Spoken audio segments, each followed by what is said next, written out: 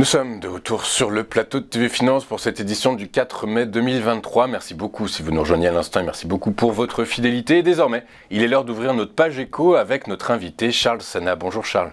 Bonjour tout le monde. Bonjour, merci d'être avec nous ce matin, merci d'avoir accepté notre invitation. Charles, pour ceux qui ne le savent pas, vous êtes éditorialiste économiste et fondateur du site internet insolenciae.com. Et avec vous, on va voir pas mal de choses ce matin. On va commencer par la décision de la Réserve fédérale américaine qui a décidé, qui a annoncé hier un relèvement de son principal taux directeur de 25 points de base. Il se situe désormais dans une fourchette comprise entre 5 et 5,25%.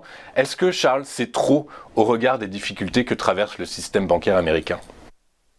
Manifestement, en tout cas, ça entraîne des difficultés pour le système bancaire américain. Voilà, c'est-à-dire que c'est pas, est-ce que c'est trop, pas trop Je dirais, il y a deux volets. Il y a la question d'un point de vue théorique et puis la question d'un point de vue pratique. Et donc, de manière pratique et de manière très pragmatique, eh bien, il y a une crise bancaire aujourd'hui aux États-Unis. Ça continue. Les banques régionales sont extrêmement attaquées, pour pas dire que tout le secteur des banques régionales est en plein effondrement.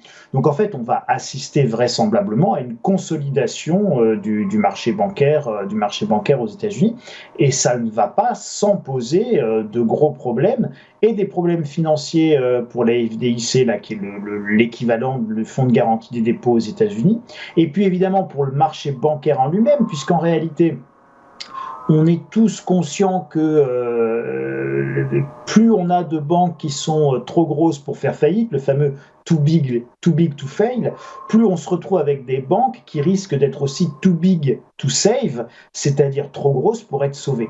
Donc on a un vrai sujet là quand on voit First Republic Bank reprise par JP Morgan, on se retrouve avec des monstres bancaires de plus en plus gros et c'est pas anodin en termes de risque systémique. Oui, c'est très clair. Il y a un article d'ailleurs dans The Telegraph qui a été publié avant-hier et qui dit que sur les 4800 banques américaines, plus de la moitié seraient déjà en situation d'insolvabilité, dont une qui est une banque systémique et malheureusement elle ne dévoile pas son identité. Charles, comment la Fed pourrait agir en cas de défaut de paiement des États-Unis ?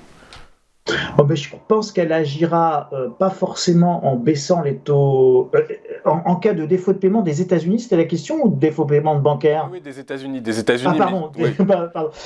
Non, j'étais lancé dans mon truc sur les banques, moi. Non, alors sur le défaut de paiement des États-Unis, là c'est beaucoup plus compliqué parce que la Fed agira en injectant les liquidités nécessaires pour calmer les marchés dans la limite de ce qu'elle peut faire, mais elle ne peut pas politiquement, ni juridiquement, ni par rapport à ses statuts, avoir quelque influence que ce soit sur un accord ou pas passé entre les membres du Congrès, que ce soit la Chambre des représentants ou le Congrès américain. Bon, il va falloir qu'il relève ce plafond de la dette.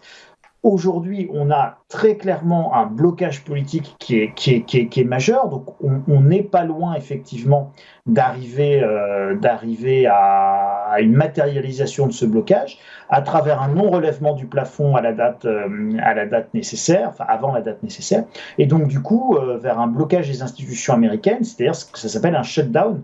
Bon, ça a déjà eu lieu, donc faut pas non plus surjouer le danger, le risque, etc. Les États-Unis ont déjà renvoyé les fonctionnaires non vitaux chez eux. Ça s'est produit plusieurs fois. La dernière fois, c'était sous Barack Obama. Oui, c'était effectivement sous Barack Obama. Et en cas de faillite du système bancaire américain, cette fois-ci, comment la Fed pourrait réagir selon vous ? Alors la Fed, justement, elle ne réagira pas, à mon sens, en baissant les taux d'intérêt plus rapidement que ce qu'elle a prévu de le faire. Surtout, on a des tensions inflationnistes qui restent extrêmement vivaces. On a même plutôt l'inflation, notamment en Europe, qui a tendance à repartir encore à la hausse. Donc on est loin d'être sorti du sujet de l'inflation. Les hausses de taux, elles mettent entre 12 et 24 mois pour matérialiser leurs effets réels dans l'économie réelle.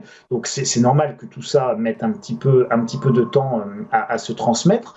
La Fed ne baissera a priori priori pas les taux tant qu'elle n'aura pas la certitude d'avoir cassé le cycle inflationniste et l'inflation en cours.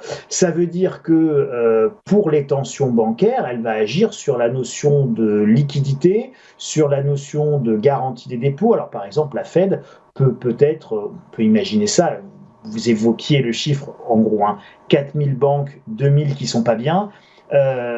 Vous imaginez un peu les montants que ça peut représenter. Donc, comme vous le soulignez, une banque systémique, même si on n'a pas le nom, mais on a quelques doutes sur quelques coupables potentiels.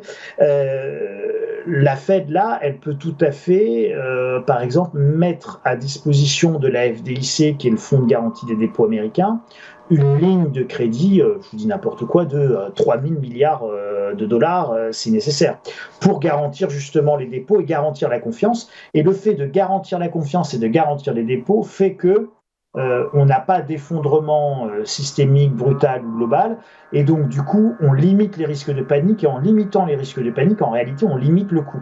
Donc c'est très pragmatique que de dire je garantis les dépôts sans limite de montant. C'est pour éviter les paniques, et en évitant les paniques, on évite les faillites brutales, et en évitant les faillites brutales, on évite des résolutions en panique, et donc l'obligation de prendre des pertes sur les fonds propres des banques, etc., etc. Donc tout ça est plutôt convenablement géré. Donc je suis raisonnablement pessimiste ou optimistement positif et pas trop pessimiste sur la manière dont la Fed sera capable, dont la Fed et le Trésor américain d'ailleurs, qui est le ministère de l'économie américain, seront capables de gérer la crise bancaire. Ils vont la gérer. Les anglo-saxons en général et les Américains en particulier sont extrêmement pragmatiques, donc ils trouveront des solutions pour assurer la stabilité nécessaire pour le système bancaire. Et je pense qu'aujourd'hui, tout le monde a conscience dans le monde entier, aux États-Unis comme en Europe, au FMI comme à la Banque mondiale ou dans les banques centrales, tout le monde a conscience que la crise bancaire peut déstabiliser l'ensemble du système financier et provoquer un accident majeur. Donc, cette conscience, à mon avis, est notre meilleure protection et fait que, a priori, les autorités prendront les décisions qui s'imposent et globalement, ça va passer par beaucoup de liquidités. Ouais, c'est ce que beaucoup d'économistes, d'experts, d'observateurs pensent également. On va passer de l'autre côté de l'Atlantique, Charles. On va parler de la BCE. La BCE qui va publier tout à l'heure à 14h15 sa décision de politique monétaire. Les marchés sont dans l'expectative, dans le doute. Charles, ils ne savent pas trop, même si la probabilité est plus pour une hausse de 25 points de base, mais on évoque également une hausse de 50 points de base. Selon vous, quelle va être l'ampleur de cette hausse de taux ? Alors écoutez, je ne sais pas du tout. Ce qui est sûr déjà, c'est que nous allons avoir une nouvelle hausse de taux. Ce qui est certain, c'est que de toute manière, la BCE va aller nous mettre globalement nos taux directeurs à 4%. Je crois qu'on est à 3,50 aujourd'hui. Donc qu'on y aille en deux hausses de taux de 0,25 ou qu'on y aille en une fois à 0,50, objectivement, ça ne va pas changer grand-chose. Si la BCE augmente son taux d'intérêt de 0,50. Elle envoie un signe au marché en disant je suis extrêmement ferme sur l'inflation et ça reste ma priorité. C'est pas forcément une mauvaise idée. Ça permet également de continuer à maintenir l'euro dans une dynamique plutôt un petit peu haussière. Et je vous rappelle que la zone euro est extrêmement dépendante aujourd'hui d'approvisionnement en pétrole et en GNL américain qui sont extrêmement coûteux pour l'Europe. Donc l'Europe a plutôt intérêt à retrouver un euro fort par rapport à ses dépenses énergétiques qu'à avoir un euro faible, notamment vis-à-vis du dollar. Donc allez, je dirais qu'une hausse de 0,50 en fait en termes macroéconomiques, c'est pas forcément une mauvaise idée. Mieux vaut peut-être aller sur une hausse de 0,50 là maintenant tout de suite que 0,25 en deux fois pour arriver au même résultat, mais avec un effet plus substantiel en termes macroéconomiques, 1 sur l'inflation et 2 sur nos importations d'énergie, comme je viens de vous le dire. Et ça, si vous voulez, c'est quand on regarde aujourd'hui la balance des paiements, la balance commerciale, la dépense énergétique de la zone euro, on peut pas faire l'impasse dessus. Non, La BCE ne l'évoque pas particulièrement, mais je pense quand même que c'est peut-être pas éloigné non plus ou totalement absent de leurs préoccupations dans les décisions de politique monétaire. Je pense que le taux de change est surveillé et je ne suis pas persuadé qu'un taux de change défavorable pour l'euro soit extrêmement bénéfique en termes macroéconomiques et aussi pour l'inflation. C'est-à-dire que, et là, on reboucle un petit peu la boucle, si vous me permettez, mais vous voyez bien que l'objectif de la Banque centrale européenne, c'est de lutter contre l'inflation. Pour lutter contre l'inflation, il faut ralentir l'économie pour ralentir la demande. La demande de quoi? Notamment la demande d'énergie. Pourquoi? Parce que ce qui pousse l'inflation extrêmement fortement vers la hausse, le principal facteur aujourd'hui, c'est un facteur énergétique qui est à la base de tout. Et parce que j'ai de l'énergie dans tout, et ben quand l'énergie augmente très fortement, tous les prix doivent se réajuster. Je rappelle notamment que les entreprises n'ont pas le bouclier tarifaire. Donc comme elles n'ont pas le bouclier tarifaire, elles sont obligées de faire augmenter le prix de leurs produits. Donc tout ça alimente l'inflation. Si vous augmentez les taux, vous augmentez également la valeur de votre monnaie, donc vous avez un taux de change qui vous est plus favorable, et donc vous achetez moins cher l'énergie, donc vous avez deux effets dans la hausse des taux qui permettent de lutter contre l'inflation et qui se cumulent. Vous avez un effet taux pur et vous avez un effet induit par la hausse des taux qui est un taux de change plus favorable et donc qui augmente votre pouvoir d'achat énergétique et donc qui réduit là aussi l'inflation en zone euro. Donc je dirais qu'une hausse de 0,50 est effectivement pas aberrante, surtout que l'inflation repart à la hausse en zone euro. Alors, l'inflation repart à la hausse, on parle de l'inflation globale, c'est-à-dire celle qui inclut les prix des produits alimentaires et les prix de l'énergie, qui effectivement est à 7%. Ceci étant, l'inflation sous-jacente, donc c'est-à-dire dépouillée de ses composantes les plus volatiles, l'énergie et les produits alimentaires, elle a baissé, est passée de 5,7 à 5,6%.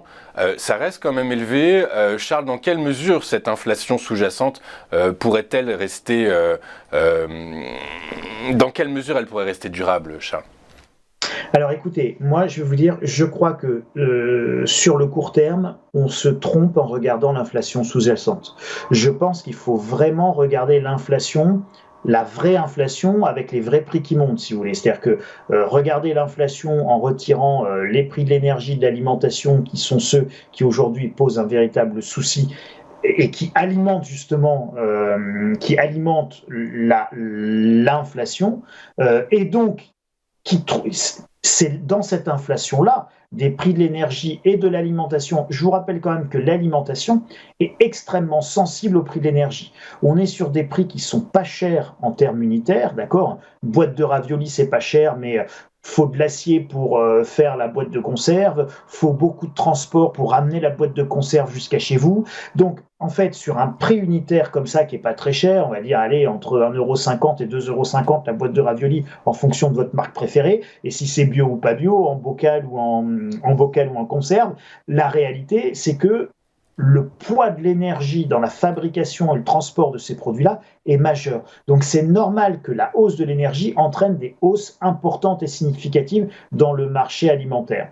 Donc ces hausses du prix de l'énergie et du prix de l'alimentaire, à terme, dans un second tour, et c'est pour ça qu'on regarde l'inflation corps, comme vous dites, qui est hors prix de l'énergie et hors alimentation, qui en gros concerne la hausse des salaires, pour faire simple pour nos spectateurs. L'inflation qui mesure la hausse des salaires, eh bien, elle va augmenter avec un temps de retard. C'est-à-dire qu'à un moment donné, les gens ils vont venir voir leur patron et dire, écoute, c'est simple, mon garçon, moi, si tu ne m'augmentes pas de 10%, de toute façon, j'arrête de travailler parce que je m'en sors plus, en fait. Donc, je reste chez moi. Si je peux même... C'est extrêmement intéressant ce que vous dites et la transition est toute parfaite avec la question que je voulais vous poser qui est la suivante. Le chômage baisse en Europe. Est-ce qu'il faut s'inquiéter du coup par la force des choses? Comme vous le dites, les négociations salariales vont être de plus en plus ardues. Les salariés ne vont pas hésiter à abandonner leur poste pour aller postuler sur des offres mieux rémunérées. Du coup, on sait également que l'inflation est nourrie par la hausse des salaires. Est-ce que la hausse des salaires peut être un danger pour l'inflation en Europe? Alors moi, je trouve que c'est une excellente nouvelle. Bon, mais là, j'ai pas forcément la vision traditionnelle. Moi, je pense que c'est très très bien que les salaires montent, que les prix montent, que les salaires montent. Si vous regardez in fine en bout de chaîne aujourd'hui, vous avez le ratio dette sur PIB qui en réalité diminue. Parce que je vous rappelle quand même que le PIB augmente du taux d'inflation. Donc quand vous avez 10% d'inflation, votre PIB en valeur, il augmente de 10%. Et si vos dettes restent constantes, ou si elles augmentent moins vite que votre taux d'inflation, eh bien votre ratio dette sur PIB s'améliore considérablement. C'est ce qui se passe en Italie, c'est ce qui se passe en France. Donc une inflation de, allez, 3-4 ans entre 5 et 10% avec des hausses de salaire, finalement, je ne suis pas persuadé qu'en termes macroéconomiques, ce soit si mauvais que ça pour les grands équilibres financiers. Les entreprises, finalement, maintiennent leurs marges en augmentant les prix.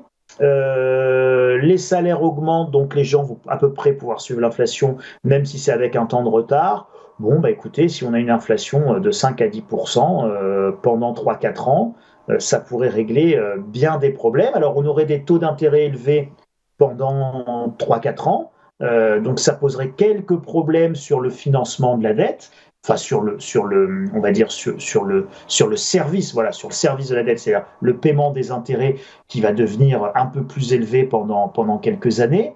Mais finalement, c'est peut-être pas un prix à payer si délirant avec une maturité de la dette en France à 8,4 ans, je crois, de mémoire, on va dire un peu plus du temps.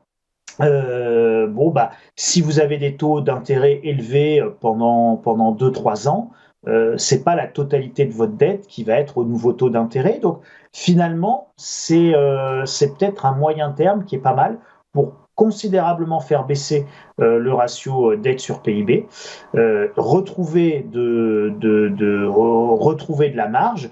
En fait, vous avez 4 ans d'inflation à 10% et vous retournez dans les critères de Maastricht. Ouais, Voilà. justement, Charles, il y a un acteur financier qui n'est pas d'accord avec vous. C'est Fitch. Fitch qui a dégradé la note de la France, qui est passée de A+ à A-. Est-ce que c'est grave, Charles ? Je m'en fouche parce que tout le monde s'en fiche. Voilà. Alors non, c'est pas grave pour le moment parce que ce n'est que Fitch et qu'effectivement derrière le petit jeu de mots, tout le monde s'en fiche. Bon, vous avez vu que ça n'a pas fait bouger terriblement les marchés. On parle de la dégradation de la France en juin. C'est le 2 juin, je crois, que Standard & Poor's, quand même une nettement plus grosse agence de notation, devrait annoncer elle aussi une dégradation de la note souveraine de la France. Là, je crois que les marchés s'en ficheront moins de l'avis de Standard & Poor's, parce que derrière, ça entraîne des conséquences en cascade, notamment dans la gestion des OPCVM, des fonds communs de placement, etc., de toutes les entreprises ou sociétés financières qui achètent de la dette souveraine. Ça peut entraîner un certain nombre d'arbitrages. Donc ça peut amener évidemment à une crise de la dette souveraine et donc une crise de la dette souveraine de la France et donc à un renchérissement de nos coûts d'emprunt et donc on peut se retrouver à payer plus cher la dette française évidemment que la dette allemande ou que la dette espagnole ou que la dette italienne. Voilà, donc on risque d'avoir à nouveau des divergences dans les coûts d'emprunt des pays de la zone euro, ce qui ne va pas être sans poser des problèmes de divergence. Et donc ces problèmes de divergence, ça va être à la BCE, la Banque Centrale Européenne, de les résoudre. Y aura-t-il capacité politique à le faire ou y aura-t-il blocage à le faire ? Moi, je pense qu'il y aura capacité politique à le faire, mais ce sera assorti de conditions drastiques de réduction des dépenses, et notamment de réduction des dépenses sociales. Vous avez aujourd'hui l'Italie qui est en train de prendre les devants, en fait, donc je pense que ce qui se passe en Italie, alors je ne le juge pas d'un point de vue politique et d'un point de vue humain, et je ne vous dis pas c'est bien, c'est mal, C'est évidemment toujours douloureux de supprimer des aides à ceux qui en bénéficient. C'est sûr que ça fait pas plaisir, et deux, de toute manière, c'est toujours économiquement et financièrement douloureux. Néanmoins, ce qu'on observe objectivement aujourd'hui en Italie, c'est l'équivalent de la suppression du RSA en France. Et ce qu'on observe actuellement en France, c'est quoi? C'est une loi qui arrive de réforme sur le RSA qui va être passée cet été, pendant que tout le monde sera en vacances, donc comme par hasard. Et donc c'est la même logique. Donc de toute façon, mon point de vue et mon scénario privilégié, et je ne me place pas d'un point de vue politique ni social, mais d'un point de vue purement économique et analytique, c'est que nous allons rentrer dans une phase où la BCE obligera les pays européens qui gèrent mal ou qui sont en dehors des clous des critères de Maastricht, à y revenir. Et la seule manière aujourd'hui d'y revenir, et d'autant plus dans un cas comme celui de la France et de notre pays qui a la plus forte fiscalité au monde après la Corée du Nord et peut-être Cuba, c'est évidemment pas la hausse des impôts. Il y en aura peut-être, il y en aura certainement, mais elles resteront marginales. On va attaquer le gros du cœur de la dépense, c'est-à-dire à peu près 1000 milliards d'euros par an de dépenses, qui sont des dépenses sociales. Et on va taper dedans, et ça va être extrêmement douloureux, mais c'est en tapant dans les dépenses sociales qu'évidemment, on va soi-disant rassurer les marchés. Voilà. Mais ça va être douloureux, ça va être compliqué, ça va être la phase 2 de la contestation sociale, déjà bien chaude avec la réforme sur les retraites, et je pense que ça n'est pas fini. Écoutez, on espère le contraire, en tout cas, mais effectivement, tout ça s'annonce particulièrement délicat et douloureux pour tout le monde. Merci beaucoup, Charles, d'avoir été avec nous. Charles Sana, qui est éditorialiste et économiste, fondateur du site insolentiae.com. Merci beaucoup, Charles, d'avoir été avec nous ce matin. On va marquer une nouvelle page de publicité. Juste après, on se retrouvera pour la suite et la fin de cette édition du 4 mai 2023. À tout de suite.